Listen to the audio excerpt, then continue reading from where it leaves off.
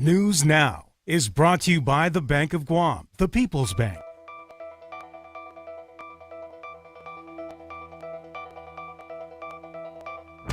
From the Pacific News Center in High.mp4, Guam, here's Clint Ridgell and Janella Carrera with Betsy Brown and Roselle Romanes. PNC Sports with Blake Watson.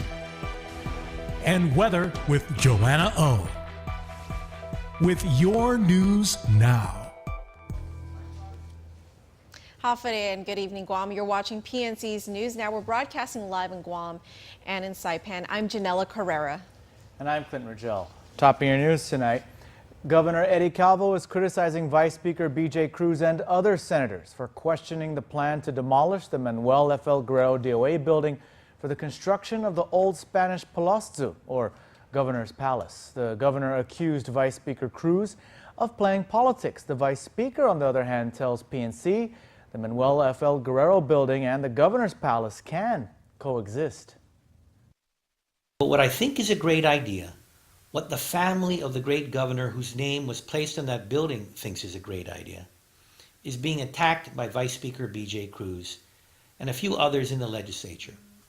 These same senators could have helped to ensure that the building was maintained and didn't fall into disrepair. Instead, they did nothing. Governor Eddie Calvo is talking about the Manuel F.L. Guerrero DOA building in High.mp4. The building was named after one of the forefathers of Gov Guam and the island's second Chamorro governor. Do you think that Governor Manuel Guerrero would be proud that his name is on that building? Now, Speaker Cruz also called the Palacio a monument to our colonizers. The governor says it was Vice Speaker Cruz who introduced a bill that funded the construction of other Spanish monuments, including the Spanish Bridge in Agate and the Malesu Bell Tower. However, Vice Speaker Cruz says he has no problem with the reconstruction of the Spanish Palazzo. Rather, he has a problem with its construction at the expense of a building, quote, where we became statesmen. He says they can both fit, and he says both will be good for Guam's historical preservation and tourism. The palace is 145 feet long. It starts at the corner of the azotea closest to the chocolate house. You run from that point 145 feet towards where the old Department of Administration building was. There's still 20 feet left. The Vice Speaker says the DOA building can be repaired and remodeled and used to house the 10 senators who won't fit in the old legislature building that is being rebuilt. We could turn the executive floor where the governor's office used to be and that whole floor into a beautiful permanent exhibit on the governors of Guam. After some Freedom of Information Act requests, the Vice Speaker says he found that both Guam EPA and DPW inspected the building after Senator Respicio introduced the bill to demolish it.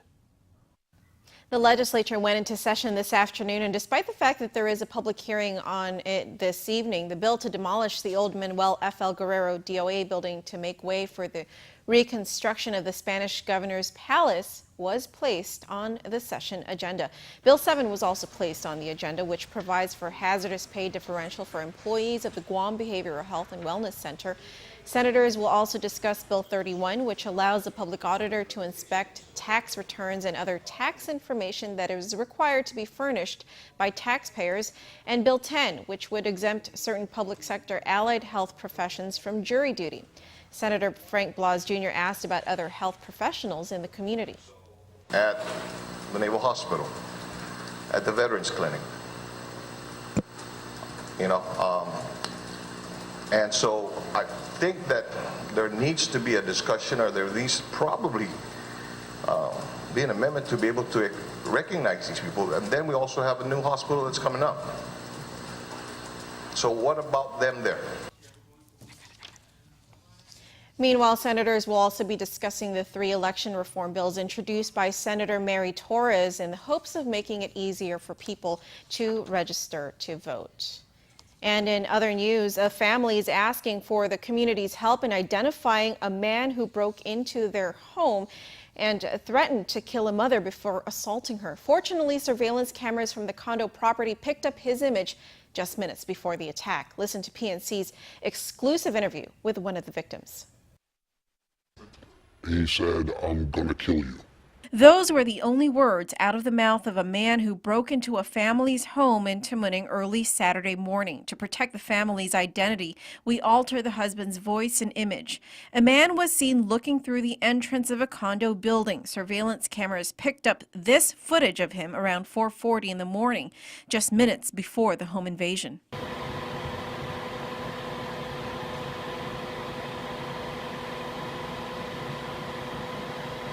Right after this happened, the man scaled the building using balconies to get to the family's unit. The man went into the master bedroom where a mother and her young daughter were sleeping. The husband was sleeping in another bedroom at the time. Undetected when he broke in, and went over and put his hand over my wife's mouth, and he told her that he was going to kill her. And my wife luckily struggled and broke free to scream, which I heard, and when he heard me come charging in, he jumped over the balcony. The husband says he tried to give chase, but by the time he got to the bottom floor, the man was long gone. I think one thing that was very disturbing is that he had gained access without disturbing anyone, and could have easily taken a variety of goods and fled the scene without being noticed or detected. Burglary was not his prime motive. It was to do harm to people. But that wasn't all the man did. The husband tells us that the suspect also punched his wife twice in the face. He also was not deterred by the fact that there was a child as well. Hopefully someone will see the video and stand up, because really believe this person is dangerous.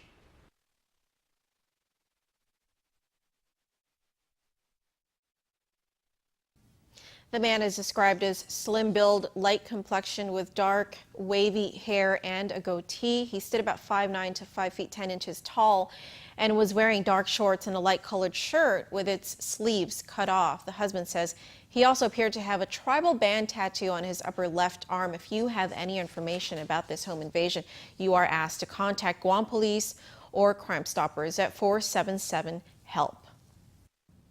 Senator Mike Nicholas says he's withholding Tony Bloss's confirmation until the administration puts in the proper amount of money into the tax refund trust fund account.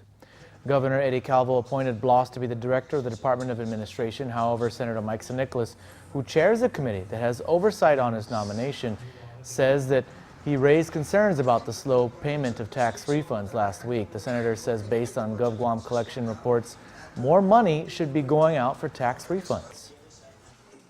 We've basically notified Mr. Bloss that his nomination will not be reported out of committee unless they make a substantial deposit into the tax refund trust account within the next 30 working days. We're putting the necessary pressure on at this point to make sure tax refunds get paid out right away. Senators grilled Bloss during his confirmation hearing last Thursday, March the 12th, over tax refunds and GovGuam's overall financial condition. Bloss told lawmakers that they are still reconciling their numbers. 20-year-old Help Me Roby will be spending some 70 years in prison. That's a sentence handed down by Judge Arthur Barcinas for Roby's part in the 2013 Santa Ana gang rape of 2 minors. Help Me Roby's defense counsel attorney Terry Timblin argued for the minimum sentence of 15 years, pointing out that 2 of the 4 other defendants who pleaded guilty got 15 years for their involvement. Timblin says Gibson Bilius and Hen Henry are no better than Roby just because they took plea deals. Extremely disappointed. I think 15 years was enough, but when you go to trial and you lose and no plea agreement, you take what you get. Roby, Bilius, Henry, and 2 other teenage boys lured 2 minors, ages 14 and 11, into a jungle area of the Santa Ana subdivision in Dedido and forced the girls to drink vodka. The men then took turns repeatedly raping the victims. This happened in December of 2013. Timblin says, as heinous as that may sound, the girls did not appear to be traumatized from the events at all, which he says should have been taken into consideration when sentencing Roby. They showed no particular emotion, and according to the pre-sentence report, well, one wasn't even interviewed, so we don't know about her. The other one said, as I indicated in there, that she was more bothered by being in CPS custody than what anything happened to her during this incident, and she even said that she wouldn't even mind if he had been released after today. But Assistant Attorney General Basil O'Malley disagrees. He says the girls didn't appear traumatized because they could not remember all the details of the sexual abuse. They were too intoxicated. O'Malley points out that just because they weren't aware of what was going on does not mitigate the brutality of the crime. We talked to the victims. They were very pleased with the outcome of the case and with the sentencing. We were asking, of course, life without parole, but 35 years plus 35 years consecutive means he'll be locked up for 70 years, which should take him out of circulation and prevent him traumatizing or victimizing other young girls. Roby was also sentenced to 15 years for the other charges, but that sentence will run concurrently, which means he will serve both the 15-year sentence and the 70-year sentence at the same time. Senator Narissa Underwood is looking to make changes to the new teacher conduct law after an informational hearing was held last night where representatives from the Guam Department of Education expressed their concerns. PNC's Rizal Romanes has more in this report. The professional conduct guidelines for teachers sparked a lot of feedback and criticism when it was passed into law 2 months ago. Because of the chaos, the legislature held an informational hearing last night for stakeholders to give their input regarding the new law. One of the concerns I had was who would decide what is moral and what is not. That was one of the sections of the new teacher conduct law that DOE Superintendent John Fernandez says needed clarification. Senator Narissa Underwood says another issue that was brought up was the appeal process. The other area that was pointed out was that if you have complaints made to two bodies, the DOE administration and then the certification council for the same teacher, what will happen if the results conflict with each other? What are you going to do with that? Underwood says none of the stakeholders expressed that they wanted to repeal the law. She says instead they just want to clear up specific sections that were not necessarily spelled out to make sure teachers' rights are protected. Underwood says she will be working with author of the bill, Speaker Judy Wonpat, to make the amendments. Rizal Romanes, PNC News. Well, things have mostly returned back to normal since Tropical Storm Bobby. In fact, Betsy Brown was able to return to Guam after her flight was canceled in the Philippines. Let's check in with Betsy. I'm back, and so are many of the other travelers who had flights canceled because of Tropical Storm Bobby. More on that on News Now after this.